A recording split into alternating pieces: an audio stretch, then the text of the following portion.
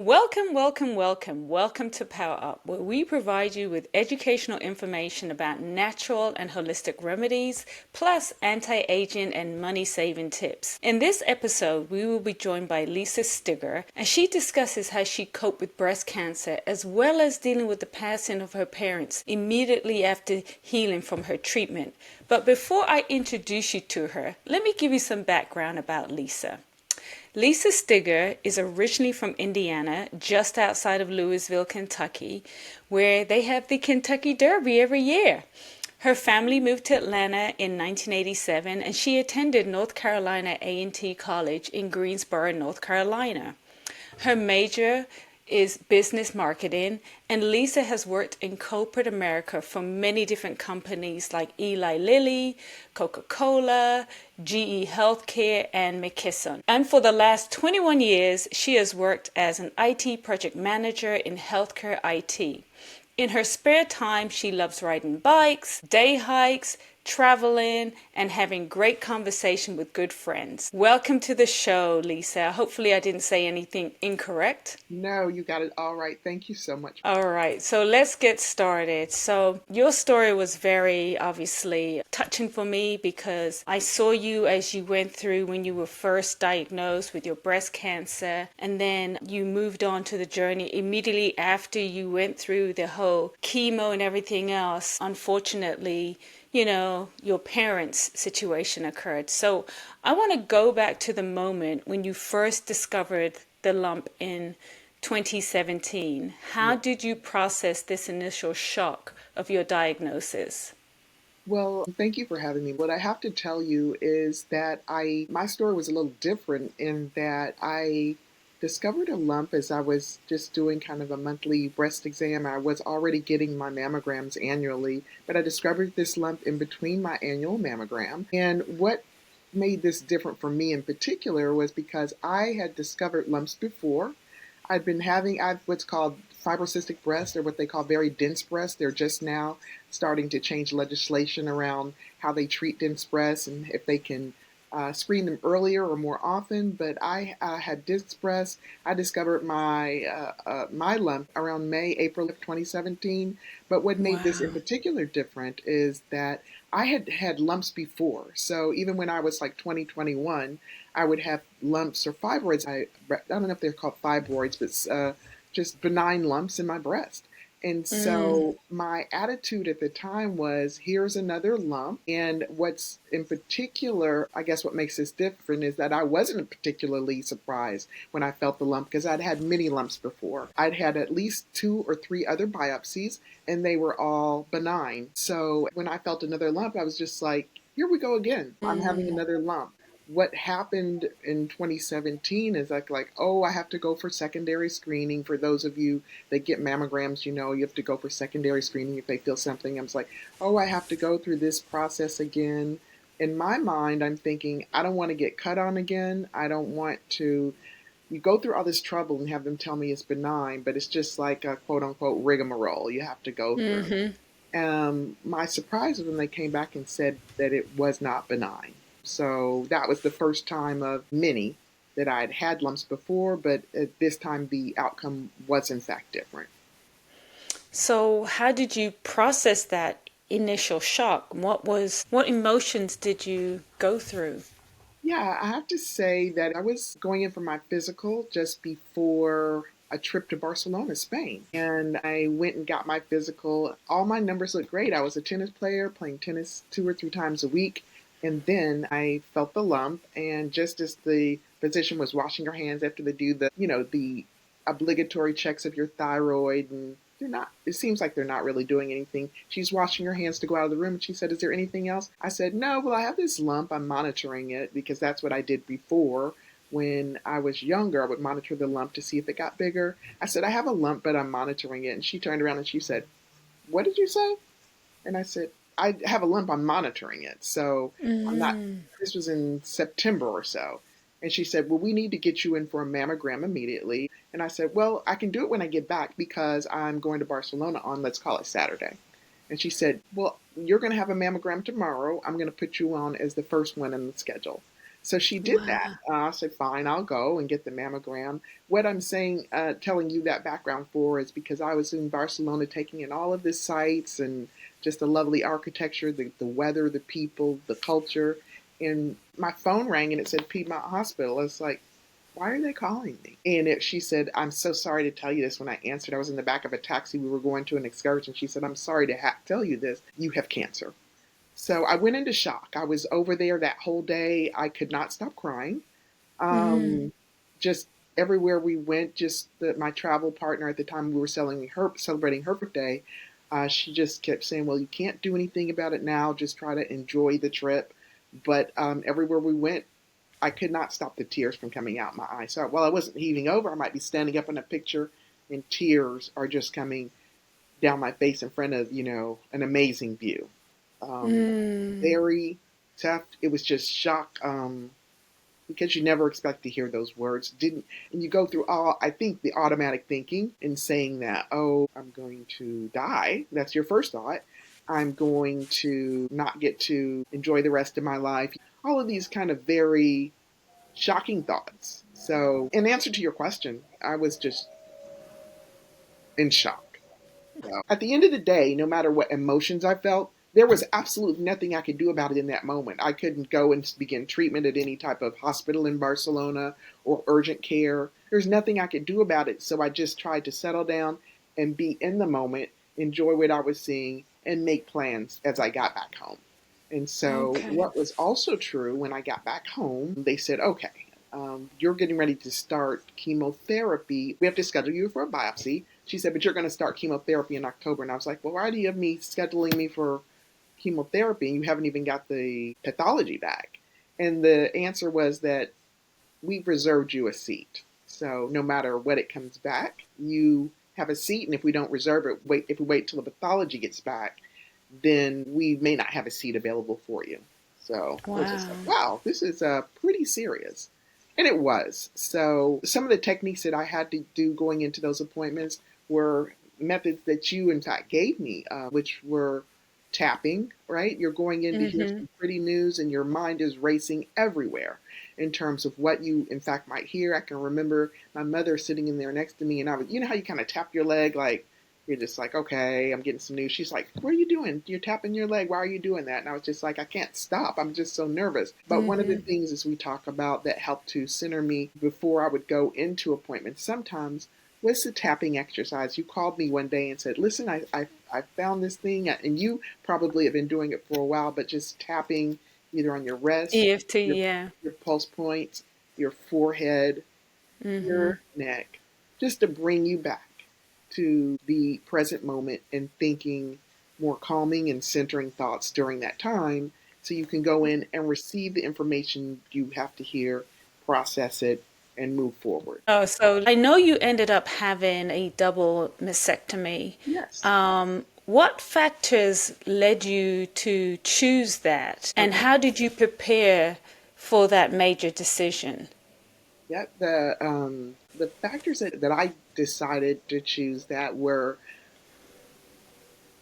every time I would come out of the doctor's office, when they said that first they needed to confirm that it hadn't spread to other areas of my body because it had spread to my lymph nodes in the right side. So that meant that I was a stage 2. So that's not to be left out of the story in terms of the context. But every time I would go into the doctor's appointment, I would go home and furiously read because what we are is partners in our healthcare. We don't just let the doctor tell us something and then just go with what we say. I want to know if I need to get a second opinion. I want to know, to your point, if there are any natural methods and things that I could try. But what I discovered during that time is that it was best for me to follow the doctor's decision. And in my decision to get a double mastectomy, if we're having surgery to take the cancer out, why am I scheduled for chemo? That means the cancer's out. I don't have to go to chemotherapy and radiation. And they said, Mm. well, we're not saying that you do or not. We want you to make your own decision. We absolutely recommend it. The outcomes for survival are better if you do that. But what is also true is there are microscopic cancer cells. And just because we can't cut it out, there are things that we can't, with the technology we have now, it could still be in your body. So that's why we do chemotherapy because we take it out. But then we also want to make sure if there's any surrounding tissue that wasn't captured. That's like, you cut something out, then you spray bug spray on it, and those treatments are so, I think, brutal. It kills everything with the goal just to kill cancer. Now, they'll come out with new treatments now, but unfortunately that was just available at my time. My decision to get a double mastectomy was because they have to watch you so much more closely, number one, if you have had breast cancer in one breast. They won't go so far as to say the likelihood. They don't put it that way, but they say there are quite a few, and they give a number where there is a recurrence in a second breast, and you have to go through this process all over again. So we're not Mm, telling you what to do. This is a very personal decision, but I knew in my mind, number one, if I am at this stage two and afforded the opportunity to live, I absolutely didn't want to go through this process again. And to be okay. honest, though, from a superficial standpoint, I would look very uneven and I would have to wear a prosthetic because even though I Yeah. hadn't had kids, um, even before getting this diagnosis, I joked around with my mother about I'm going to need to get, I might want to get a lift or something like that. She said, "Well, now you don't have to worry about that. You can just get it all done now and it's paid for. Before it's cosmetic. If I did something wrong, well, one good thing from this, you do not have to worry about that now. So you have to find a little bit of humor in some of this as you go along this journey. So you rang the bell in 2019. Well, yeah. What did that moment mean for you, and how did you celebrate that milestone? So what it meant for me, it was two things. I felt relieved that I had gotten to make it to that point, meaning sometimes when you sit in a chemotherapy, I mean, you tend to be on a cycle or a schedule with other people. You come back and you're like, where's so and so? And they're just like, they're not here. So it's so real or surreal, as you would say. Wow. Everybody doesn't make it through this. So they may look healthy because I think even when you see someone, everybody's not at end stage. But you just never know what their diagnosis, their stage, and their treatment is. Everybody doesn't look gaunt and all of that and then just pass away. Through the treatment, I lost over 20 pounds or what have you. But I was just so happy to be able to ring that bell. And so it meant the end of my treatment. But at the same time, I was used to seeing all the nurses, seeing all the radiologists. They had become almost friends of sorts. And I knew it was kind of sad I wouldn't see them anymore. And they were, my best cheerleaders. So that was a little emotional. But at the same time, you're like, well, I get to live, but I'm used to having someone check on me almost weekly in some fashion, either a radiologist, a nurse, a Mm, blood tech. In a way, they become your friends, which is, yeah. the caretakers you want to make your friend. But at the same Yeah. time, you're just like, wow, I get to live. This is my new scenario, but you're home and you're scared because what happens for people who are having breast cancer, sometimes you have a constant fear that it's coming back or any little thing you have, Oh. which could be a side effect left over from the chemo. You're just like, why is Mm-hmm. this here? And then you're just like, oh no, it's come back. And it hasn't come back. But you don't have any, you're not in the doctor's office every week to be like, what is this? And they're like, girl, that's nothing. They all have this. You don't have anyone to immediately reassure you that you're going to see them Okay. next day. So it's a little always thing always in the back of your mind, like, oh my gosh, this is happening again. But the truth is, it didn't happen again. So Good. Yeah. yeah, So many people turn to like holistic healing yeah. during cancer treatment. Were there any natural or holistic methods that helped you cope with the side effects of treatment and also the emotional toll Yes, while yes. you're going through this? Yes, what I decided to do, many people don't, but I involved myself. I had a nurse navigator or what's called an oncology or a nurse navigator. She's works in the cancer department, but she's not a physician or a nurse or anything like that. But she told me about a resource where they were doing treatment, which are group therapy sessions for Piedmont Cancer Mm. Institute, where you would go down. They have a calendar of classes. They were very helpful to me because number one, you're around other people that even though it may not be breast cancer, they have cancer and you're able to talk with your peers about how the medicine is affecting you, anything, or just like a group of people who are in your same scenario, how people are treating you, how to manage your caregivers, meaning if your mother's worrying too much or something like that, you can talk to other people who are in your exact same scenario. I can't tell you how helpful it was to have a group of Wow. people where I didn't have to explain or receive some advice that wasn't really helpful from somebody who doesn't know what cancer That's true. survivors That's work true. through. So we're having symptoms that nobody else is having because that medicine is so toxic. Can we talk to somebody like, every time I do this, I get a mouth sore, or every time I smell this food, it makes me vomit. Now, and someone else may say, oh, I had that. Here's what I did for it. So you're able to get Mm. immediate helps and tips from them on either responses to the treatment. And then from the mindfulness standpoint, the directors of the program, they had us do meditation. People can call it prayer. You can call it meditation, whatever it is. It's very important to become centered and balanced on where you are now. Here's a little saying, I'm certain you've heard it, but for those of you who haven't, the thought is yesterday is history, tomorrow is a mystery, and today is a gift. That's why they call it the present. And Mm-hmm. so they teach you all of these things in terms of how you can get centered. If you need text and or books or reference, if you don't know how to meditate, a lot of us were not familiar with that technique just for whatever reason. They taught us those sorts of things that would help Oh, you, even when you're at home, really when you're sitting in the outside waiting room, going back to see the doctor, when you have a moment of quiet, just seeing other people do it and teaching as how to meditate, pray, and be centered was extremely helpful. I have to also say that it was helpful for me sitting around the table. Sometimes you're learning about diet. Like, okay, today we're having a speaker to talk about an anti-cancer diet. Here are the mm-hmm. things that you can eat. Here are the things that you may want to prepare differently or how you may do it during this period of your life and after. It did help me to see. I think I was one lady in particular, she didn't even know she was an inspiration. She was much older than me. Mm. Was talking about her life. She's like, I've had cancer 3 times. People get Wow. cancer and get it again and still live, but others don't, but they teach you also how to talk to yourself in this way. Let me say this. If you might say, wow, I have this cancer. There's a very real chance that I might die. So that is one thought. They teach you things like, but you also must consider you may live, right? So Mm-hmm. how are you going to live? So if you're going to say you may die without evidence of saying you're going to die next week, also consider the thought or balance the thought out with, I may live and just be just fine. Mm-hmm. That's good. So please consider getting with your peers in terms of group therapy. Now, what's great I was had my cancer going into the pandemic, so I did in-person classes. And we all know when you're in person, you can see, feel, hear all the love and energy that you're getting. Um, Mm-hmm.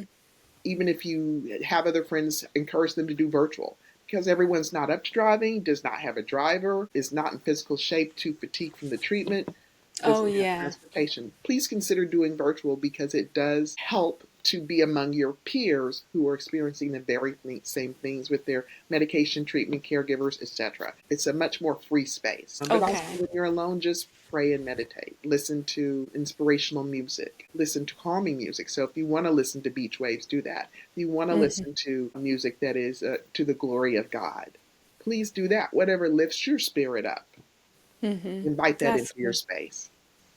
Thank you. So let's kind of transition to your parents, all right? So in 2022, you faced the challenge of caring for both your aging parents. Yes. What were some of the biggest lessons you learned during this period of being a caregiver? The depths, you don't know the depths of how much you can care for someone as you watch them maybe go back to more like a childlike state where they can't walk as much as they were previously, or they may be forgetful. So it's a big transition to go from them being kind of always there for you Mm-hmm. to having to turn the tables. I can remember at one point, and I think I may have talked to you during this time, my parents were in hospitals on different floors in the hospital. One was Yeah. on the second floor, the other was on the fifth floor, and I would just go between rooms. But as it was happening, you're just there. You're very thankful for your caregivers that are in the hospital. You realize the more you talk to the nurses, they give extra care. If they think that's another thing that happens with hospitals. If they think the family doesn't care, then the last little bit of energy that they have, they'll give it to the person who, more so, to the person whose family shows up, asks questions, and things of Okay. that nature. That's just the nature of our caregivers. The depths of that you'll go to care for someone, you don't realize how deep your love is for them and how deep their love is for you. How the littlest things can just mean the world, you know? They're not supposed to have anything like, oh, I bought you, you know. My mom used to like Crystal Chicks, you know, they're just corn dogs from Crystals. It's like, oh, I hate this, you know, hospital food. To like, look what I've got, just to see them light up, or like, you know, oh, my back hurts from sitting in this bed. Oh, I have a massager. Let me give you a massage. Oh, The nice. littlest things, or, you know, just rub their feet, you know, put lotion on the feet. The nurse is not going to necessarily do that. Yeah. Just touching them, you know, being touched by someone else besides a nurse, your family, hold their hands, hold their hand, Mm-hmm. just be there with Yeah. Yeah. So I know you lost your parents within a 2-month span, and I understand that that was a profound loss. them. How did you begin to navigate the grieving process? How did you get through it? What? And I know you're still grieving. Yeah. How are you doing? How you do this? Well, let me say this because this is important too. Once again, therapy. So when my parents were getting ill, let's say coming out of my treatment in 2019, 2020, I had a therapist that was virtual because I couldn't make it slash didn't want to. I don't even, everybody doesn't want to go to counseling. So I continued up with my therapist. And what that allowed me to do was to understand, because even though you see it happening in front of you, you can't, you still don't want to accept it, or you're just like, I can accept this, but everything's like going down so slowly. Sometimes, you know, when someone's shot or when they're killed, it happens overnight and you have to deal with it. But with this, everything is like the ship is taking on water. And she helped me understand the phases I was going through even before they passed away. And there's a state called pre-grieving. Anticipatory grief, that's what it's called. She said, Oh, oh, this is what you're doing. You're having anticipatory grief, and that's giving you anxiety. anticipatory grief. Yes. And so what that is that you know that it's coming, but at the same time you don't want to accept it, or you think you Mm. can pray it away. That creates anxiety within you. So it is Oh. sometimes helpful for a qualified professional to identify it so you can start to, at the end of the day, you come back to more prayer and meditation, but sometimes you cannot stop what it ultimately ends up being a natural process of life. And Mm. it's like, how are you going to make your life, or, you know what, it can even help you change the conversation you have going in with them. Some parents, they want to just like, I don't want to talk about being sick. I want to talk about what's happening in your life. Or there may be questions you want to ask them about, like when you were a little girl, did you do this? Or what did you think when this happened? Um, you get to hear questions that you may not ordinarily ask. Things about their life before you were born, or what they thought when this happened, maybe when Obama was elected, what it meant to them, things of that nature. So you get to have Mm. different conversations instead of avoiding it, like this isn't happening, this isn't happening. Also, it helps you deal with, you know, when you're talking to the doctors a lot, they're saying a lot of things, and you're just like, wow, you're having to make decisions about their care that you Mm. never thought you'd have to make, but it helps you process it, if you will. It helps you process it. Having someone to talk about it to, your friends are there for you, but it is also, I found it invaluable to have a counselor who can help you sort through all of the information you're receiving and what is happening in the big picture of your life. Yeah, so at least they could give you structured answers, and Yes, because they're experiencing that, instead of just talking to friends and they don't understand, and they're yes, just sitting there like, I feel sorry, oh, I'm so sorry.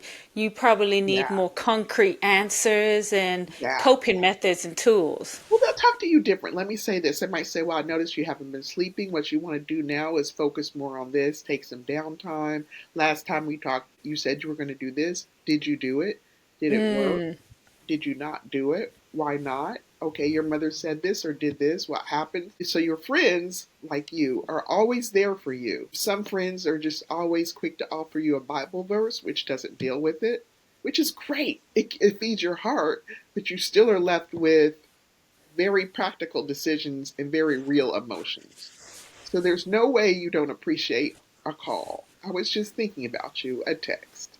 You appreciate all of that. So it's not any one thing that does it. All of that is helpful. What helped me in particular because of what was happening was my counselor, my family checking on me. I'm not much of a delegator, so that space in my life, my therapist might say, it's almost like they're your buddy. Why Mm-hmm. don't you let so and so do that? Why are you doing it? You're just like, well, because I do this and I have to do it, and if I don't do this, it won't be done right. You'd be like, and some my therapist, she'd just be like, is that what you think? And she would just sit with me. She wouldn't try to talk over me or convince you. Why did she get into? Why did you think that? You know, So you need sometimes some people need, and evidently I did. And God has that. They lead you to the right person or whatever Mm-hmm. conversation. Maybe that is your friend to do that. But in that space in my life, it was my therapist. So your friends and everybody ends up having a job in your life, and it's all from God. You have to receive it. Receive Mm-hmm. it because these are some tough times. Wherever you can get help from, and just know that even when you pray, help me is a prayer. So, were there any holistic or spiritual Hmm. practices outside of therapy to help you cope with the grief and Yeah, to help you, find healing that yeah, was such a, during this period? yes. So definitely prayer, church, meditation, Bible reading. Actually, I had through this and my cancer treatment, just different people would show up. Maybe people that were more. Sometimes the people you think will be there for you are not there for you in that way. And it's not bad, but it's just like surprising because you're having so much going on. You can't call up somebody and say, "Why aren't you telling me?" You don't know what's going on in their life. But I guess what I would say is prayer is there. Sometimes people will call up. I was just thinking about you. Can I have a word of prayer with you before you go to the hospital today? I Good. would just say that prayer and meditation, and then for me, God knew what I needed and brought that to me in the form Okay. of prayer, in the terms of stillness. Um, some people deal with their grief by being busy. I dealt with mine by just being still. Some people just like, Mm-hmm. I just have to stay busy. They're wanting to keep maybe different thoughts out of their mind. I dealt with mine with, even if I didn't know how to do it, God would bring it either to me and when I'm researching online, like when a student is ready, the teacher will appear. So you might say, Yeah. well, gosh, I just need something. I can't sleep. He would bring me the perfect meditation on YouTube where you listen to it and you fall asleep to it. So in the background, where you might be having racing thoughts, it's reprogramming your mind and then you wake up literally feeling more refreshed. But God brought that to you, whether it's spiritual words or just calming positive words or I don't know, but he met me where I was, Mm-hmm. and so I would say listening to definitely music that lift me up and lift my spirit up. Some days it was that. So it wasn't one thing every day, It but was. it was several group of things, including my Mm-hmm. friends, including my family, and whatever the desires of my heart was. God met me at that place and Okay. delivered. So, how has your journey then through the cancer, the caregiving, and the loss reshaped your perspective of life and wellness today? Yes, I'm much more, I'm supposed to have more wisdom, so I don't know. Obviously, I'm still healing, but how it has shaped me today is I'm able to see, I think, the bigger picture, the longer game, just able to see more of.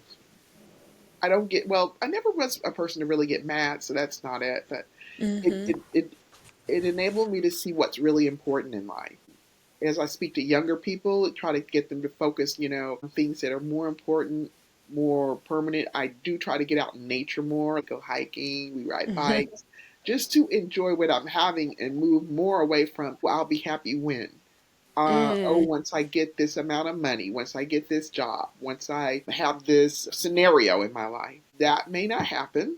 And your life is really happening now. It's happening now. Mm-hmm.